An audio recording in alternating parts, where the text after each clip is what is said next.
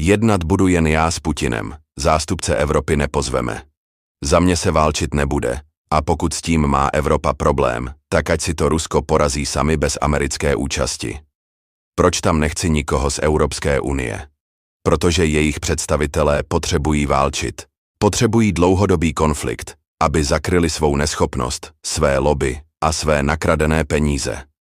Evropskou unii řadím už k zemím třetího světa, ten je na tom ovšem o něco lépe, jim nikdo nic nediktuje.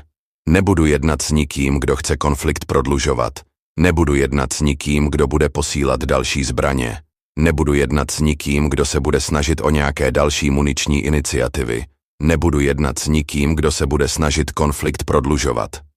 Já ten mír, což je evidentně v Evropě slovo hodně cenzurované, dojednám, ale chci zpět to, co USA do Ukrajiny investovali. Na Ukrajině jsem já, Donald Trump nevydělal ani dolar. A co evropští lídři? Mohou říci to samé? Požadujeme audit, kam se poděly bývalou administrativou USA poslané peníze. Ne, s Evropskou unií, ani se Zelenským jednat nebudu.